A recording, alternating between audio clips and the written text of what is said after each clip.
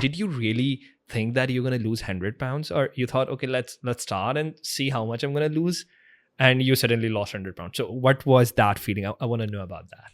Yeah. And it wasn't the first time, not that I was like yo-yoing. It was, being a gymnast, you're always in a gym and you're always moving.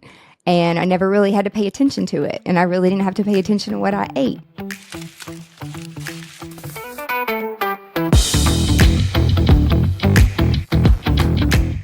Welcome everybody to another episode of Strugbits Unplugged.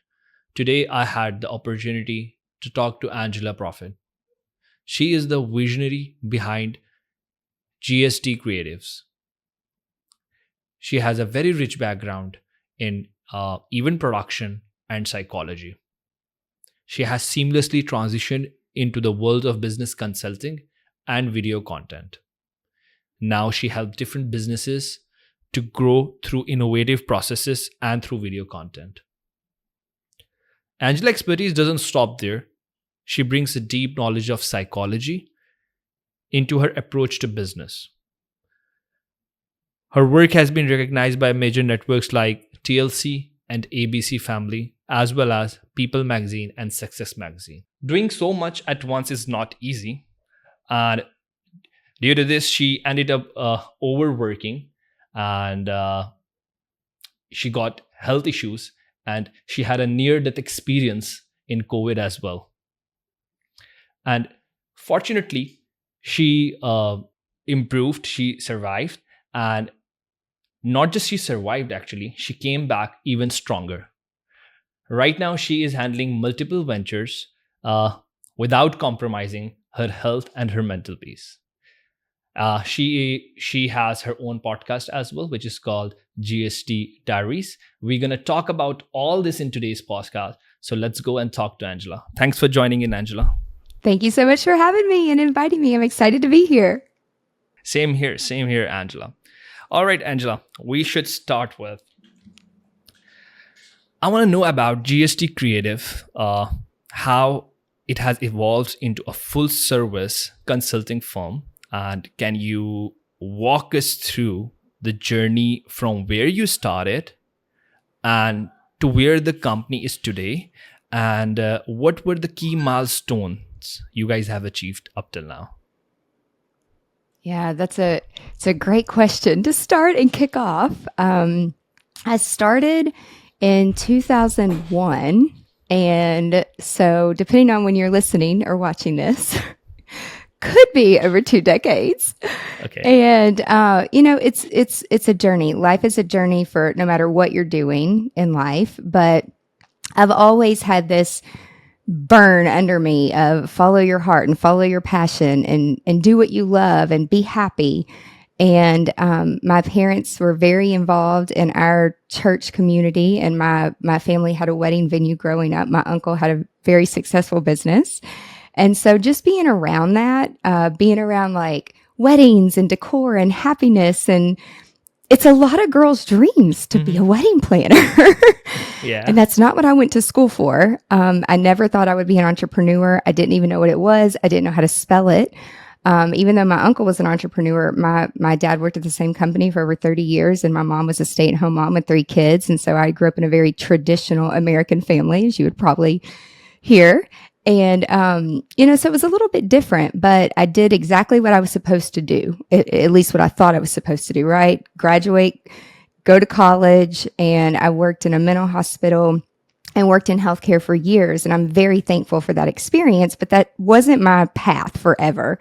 And on the side, I did this fun thing, this hobby, planning weddings at my local church where my parents were very involved.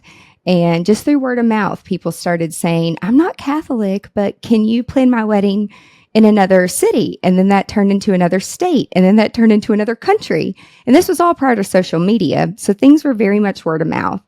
And, my parents taught me, you do what you say you're going to do, and you be a good person, and you always be honest, and you always communicate. And that's what I really learned in psychology and working in the mental hospital. I worked in a morgue. I worked in an AIDS clinic. I did a lot of different things. But I think what I attribute all of that to is just being an athlete and being a gymnast and always being on and always having something to do. And, a lot of people say, oh, you guys have ADHD and you've got to be doing too many things. And it's like, no, it's just we're searching for something more because we know we can offer more because we have more passion, we have more energy. And, so over the years, things happen, right? And my favorite word from COVID is pivot. We learn how to pivot.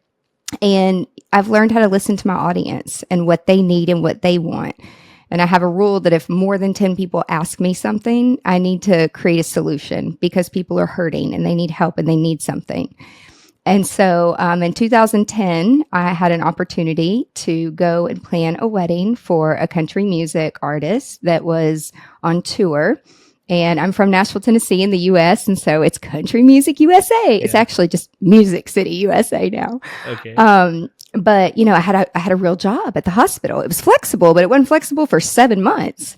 And so I had to really make a decision. I didn't talk to anybody. I didn't talk to my parents, my family, my husband at the time. I just said yes, and I'll figure it out, right? Like at that time, you were working as a full-time in the hospital as well. And you had this opportunity for the... Okay, next, what happened then? Yeah, it was just, again, I was doing weddings on the side and it really didn't conflict because it was a weekend thing and I could meet with my brides, at night. And so I was able to really hold down both. And then I was teaching gymnastics at the same time too, because my health was still important and movement was still important. And I don't really know how I did it all back then, now that I think about it and say it out loud. But what happened was in 2010, I told my boss at the time, I said, I had an opportunity. I can't talk about it because I had to sign this thing called an NDA, non-disclosure agreement. I didn't know what all that meant back then. I just knew I couldn't tell anybody, right? It was like a secret.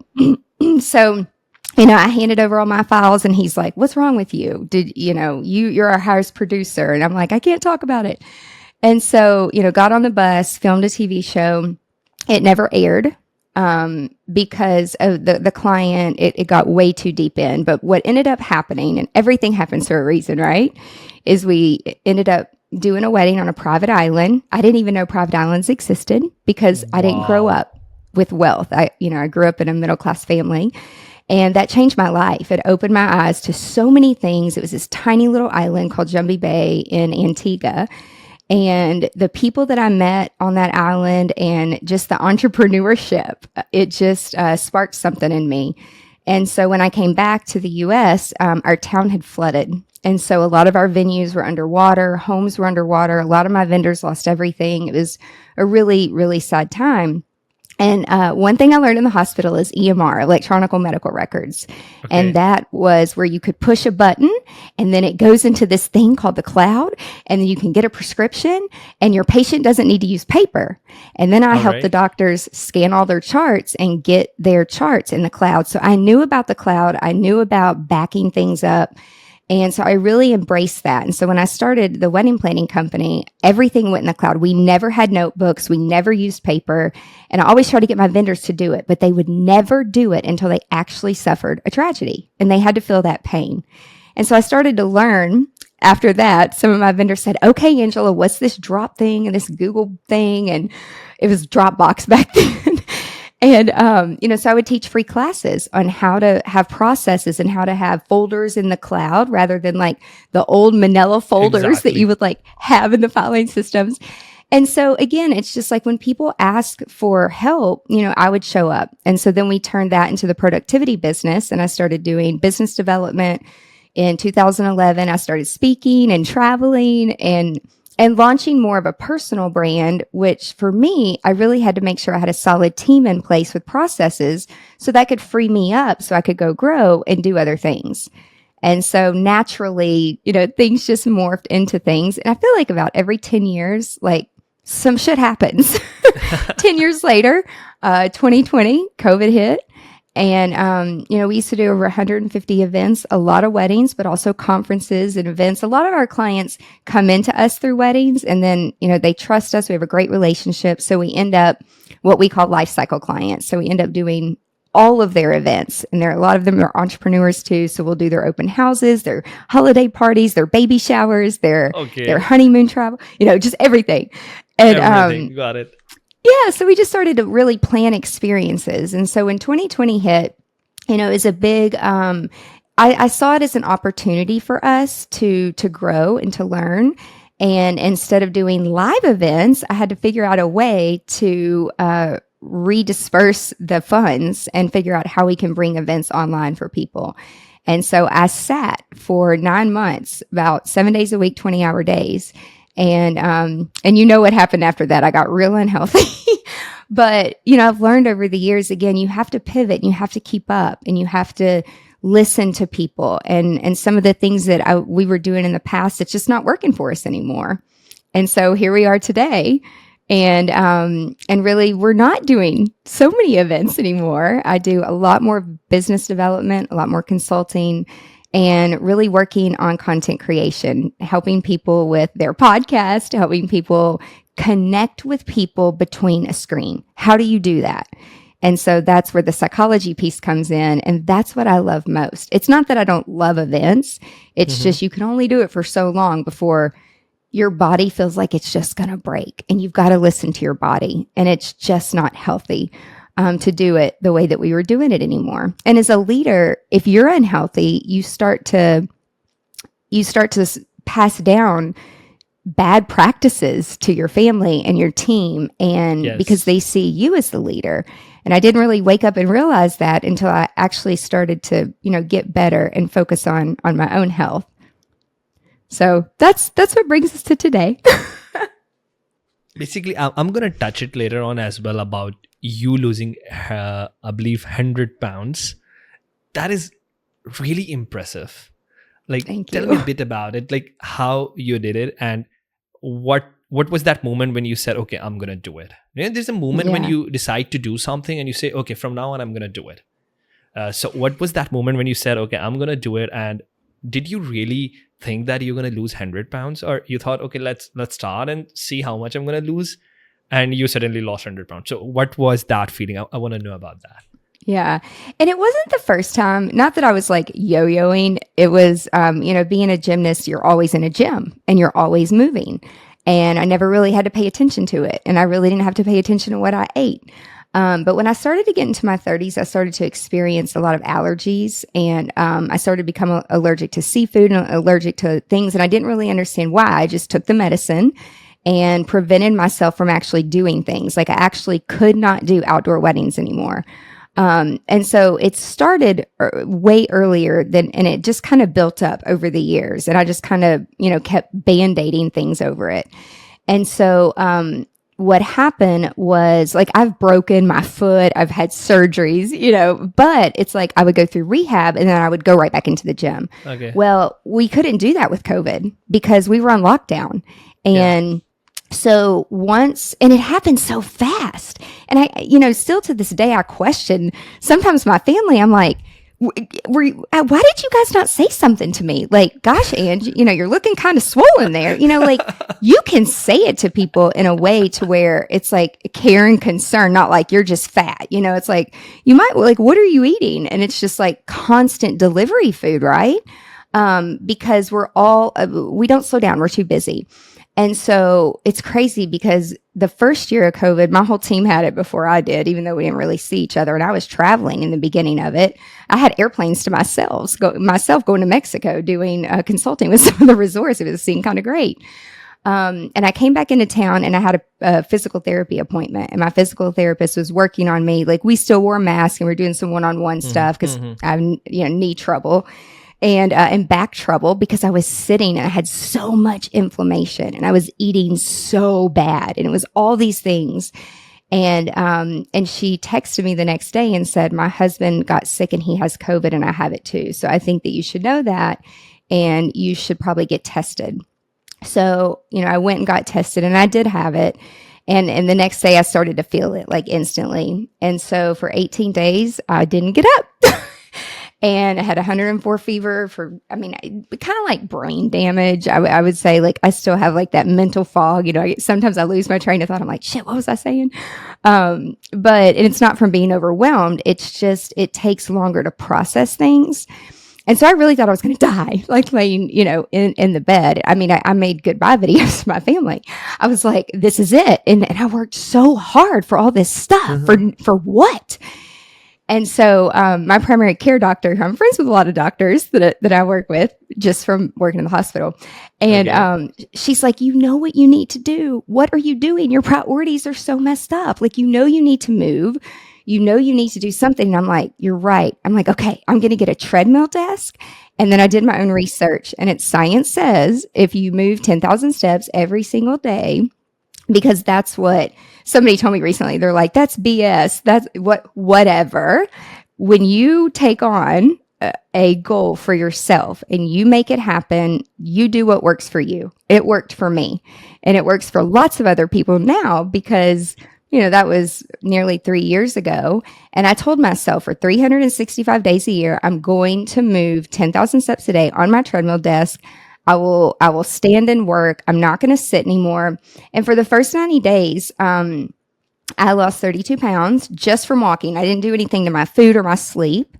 And the thing is, how many days? In first, how many days? Could you repeat that? 90. So in 90 days, 32 in 90 pounds. days, 32 pounds. Mm-hmm. Okay, that's amazing. That's just amazing. for moving. And there was a dieting as well, or you just not yet focused on the walk? Not yet.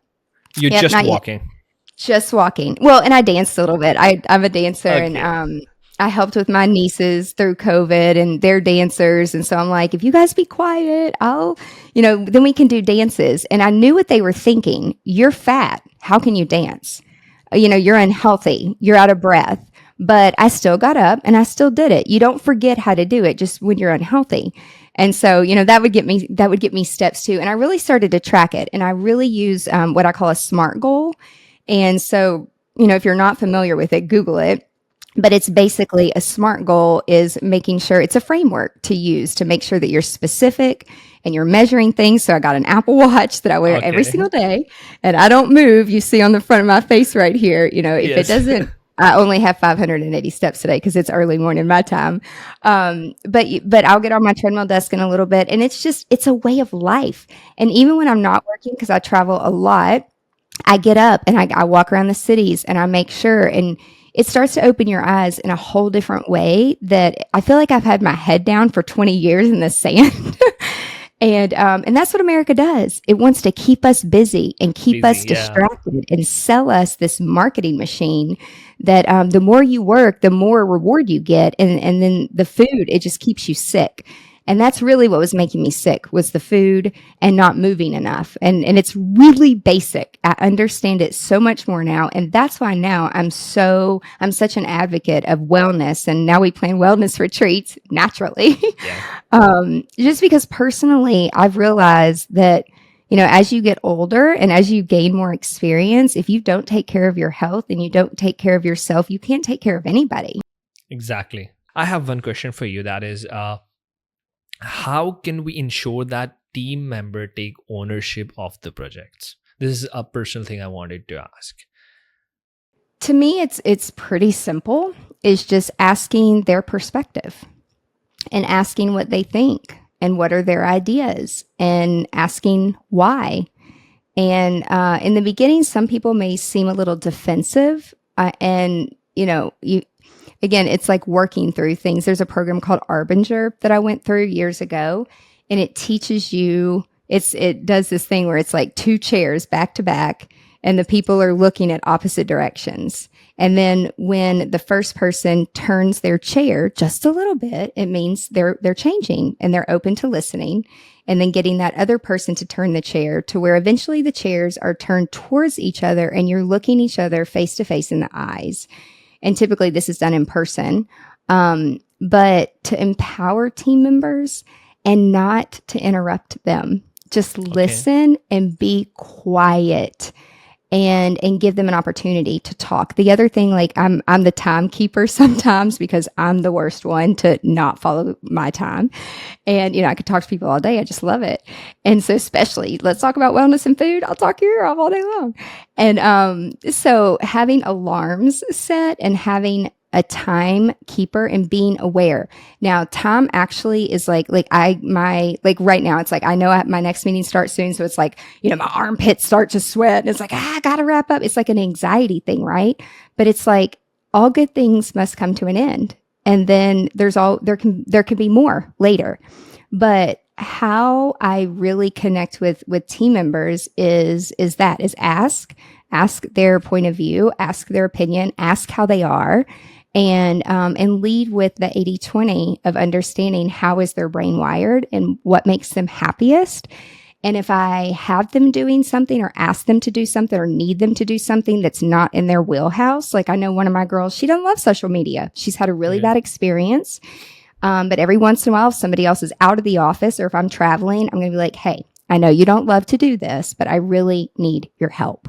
And I know you know how to do it. You just don't like to do it. So can you please help me out for a week? And ask permission. And they have the right to say no. They do. And you can't get mad, as the leader. But just changing the perception of like you have all the answers, because two heads are better than one. A team is better than one. When you have all four colors at the table, you likely don't have too many blind spots. How is the person bringing on a new product? How much is it going to cost? What's the project timeline? How's it going to make the consumer feel? And how are we going to execute these things? It's the orange that comes with the ideas. The green is looking at the budget. The gold's looking at how much time and looking at the timeline of how many other things we have going on. And then the blue is really asking, like, is the messaging right? Is this going to offend people? I never want to offend people or hurt their feelings. And sometimes I do. That's never the purpose. It's passion. I care. Amazing answer, Angela. We are running out of time, Angela. So I know. I gotta wrap it up. Yeah, I want to jump into my favorite part. That's the game segment. This one is my favorite one. I have my game in my hand already. I noticed one thing, Angela. You smile all the time. I feel like when you're angry, you smile. When you're happy, you smile. When you're nervous, you smile. You all the time smile. Always. Well, now, again, you have a near-death experience. You're just happy to be alive. I'm just happy my legs work, seriously. It's like when I'm trying to get back into running and when I want to stop, I think of my sister and I'm like, thank you, God, that my legs actually can work and you can keep going. Actually, 4 to 5 weeks ago, my mom, dad were going somewhere.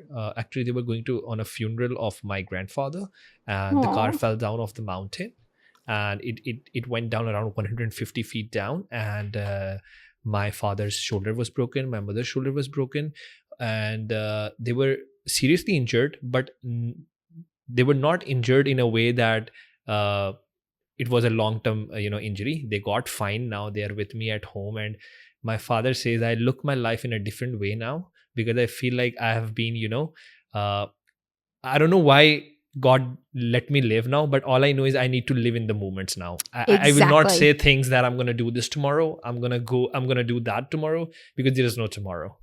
Because my father said at that moment I was gone, and nothing was more important for me at that moment than my life. So since then he stopped becoming angry. He's like, just enjoy, live in the moment. You're alive. We are alive. We all are alive. Just go with the flow. My prerequisite question, this is in like dating life, is like asking people, like the first thing is like, have you had a near-death experience? Like, tell me more about that. And if they haven't, it's like you just can't go deep with people because they don't understand the true meaning of life. Anyway, sidebar. Yeah. Actually, I have a near-death experience as well. When I was in second standard, there was an earthquake in Pakistan in 2025, and our home fell down over me completely. And I don't know how I was saved, because I was fainted. And when I woke up, I was out of the home and the whole house was gone. So I consider it spiritually that the angels came and took me out of that house, because I don't remember. All I remember is I saw the bricks coming down on me. I saw everything was just being destroyed. I still remember that inside my mind. I was in second standard. And if you search on Google, you will find it. It was, I guess, world's first or second highest earthquake in the world. It's something, a lot of people died in that. So you get it. Yeah. Okay. So let's come into the game. It's a fun part. So basically we have 3 rounds over here, and we have 3 scenarios in each round, but we will play only one scenario. You have to choose one scenario. I will not tell you what is that scenario. I will just say A, B, C, and you have to choose one, and I'm going to tell you that scenario. And the scenario would be, it could be anything. It could be related to a company which is falling apart and you have to save it. But you would have only 2 minutes to give the strategy. I will have my timer on, and Okay. you will have in 2 minutes. And once there might be a sudden development as well, which I will tell you that there's a sudden development and this has happened, or there might not be a sudden development. So if a sudden development came, you might need to change your strategy or something. So yeah, I hope you understand the game. You have to choose one scenario, A, B, or C. Which one you would like to go with, A, B, or C? Let's go with A because my name starts with an A. And we like to make good grades, right? A. Literally, I knew you were going to say that. Okay, so A. I'm going to tell you the scenario and then I'm going to start the timer. Angela, you are tasked with revitalizing a YouTube channel that has experienced a significant drop in views and engagement. The channel's content has become stale and subscriber growth has stalled. You must devise a strategy to revive the channel and attract a larger audience. And your time starts now. Oh, well, this is easy. It's not a game. This is real life because this happens all the time. So the first thing that I would do is I would go and pulse check the current audience as to what's going on and what's happening. Because when you talk to your audience and you interview people and you find out what's going on, and I would do client testimonials with the current community and audience, the people that are most engaged in it, and find out where are the missing gaps. And then I would train a thread in ChatGPT based off of all the things that the people said. And then for the new audience, I would come up with what has worked and what has not worked. But we would go through probably a half-day strategy of going through the 4 different colors and talking about the client persona. And likely when this stuff happens, it's because people are not staying relevant and they're talking about old material because they're working in their business too much. They're not working on the business from a bird's eye view. And so oftentimes for this and growing a YouTube channel, and it's a full-time job. And so I would say I would also look at the infrastructure of the team and who is doing what, because oftentimes I find in my experience that there's 2 or 3 people working on it, but really you don't have all 4 colors at the table. And so you have blind spots and you're missing out on creating content that it's going to resonate with either your client, your current target audience, or your future audience that you're going to bring in. And there's a formula for it that most people forget to follow, is they forget to follow the entertainment. The entertainment. And so the formula is, who are you talking to? What are you going to teach me? How are you going to entertain me? And what's my one call to action? And usually at the end of a video, people are not asking, or they don't know how to ask based on their target audience and the color they are, or they don't know, or they ask them to do too much. Like, follow, subscribe. No. And then, and oftentimes the channels aren't optimized correctly. And so doing a digital discovery and an audit on that. Okay, there's a development. A major algorithm change on YouTube suddenly. And now your channel's visibility, it reduces the channel's visibility. Now you must quickly adjust the strategy to adapt to this new challenge while still aiming to improve the channel's performance. Okay, wait, what was the challenge again? The development is a major algorithm change on YouTube. YouTube has changed its algorithm suddenly. So whatever you were doing, it just gone in vain. Yep. So do I have 2 minutes or 1 minute? Yeah, 2 minutes. You just have 2 minutes again. So basically what I just came up with has crashed. Is that what you're saying? Is like, what would I do next? Yes. Well, lucky for me, this is where community comes in, and I'm in a different content creator community, and there's specific YouTube communities out there. And so when you spend time with your community and you help add value, there's other people within that community who usually are privy to things that are coming down the pike with YouTube's changes, like the monetization, for example. I mean, we used to monetize stuff and then they changed the rules and it's like, oh, your videos have to be 10 minutes. Well, what I would do, I would say if we're monetizing that, we need to go back and look at the analytics and see what videos have performed the best. Let's redo or update the ones that have already done well if we need to keep monetizing. And so there's always a way to, again, wash, rinse, repeat what you've got. even when a platform changes. I mean, this is real life. This stuff happens all the time to us. And sometimes we end up we end up taking people off the platform, and we actually come up with other solutions. Like we took a client off of YouTube altogether and put them on Mighty Networks and or Patreon. So there's other ways. And actually, I love it when those things happen because it pushes us to look into other solutions of which we never would have gone searching for if we didn't have these problems. And then you come out way better in the end.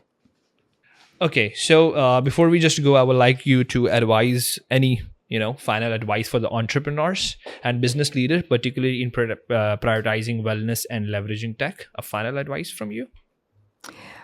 My final, and there's something called Gestalt, where it's like you don't give advice, you speak from experience. Because when you give advice, if you've never done it, people don't always really take that to heart.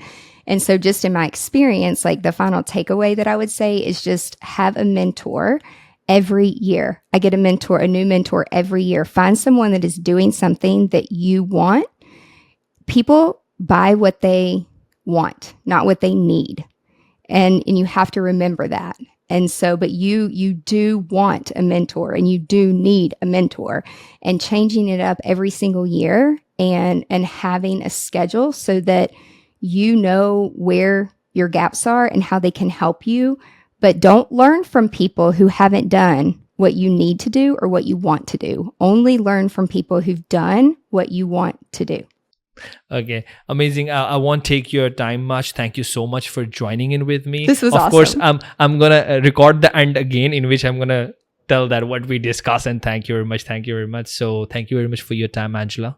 Talking about this jet, wearing it from your closet and going out, I was thinking about Tony Stark all the time. I mean, and a lot of people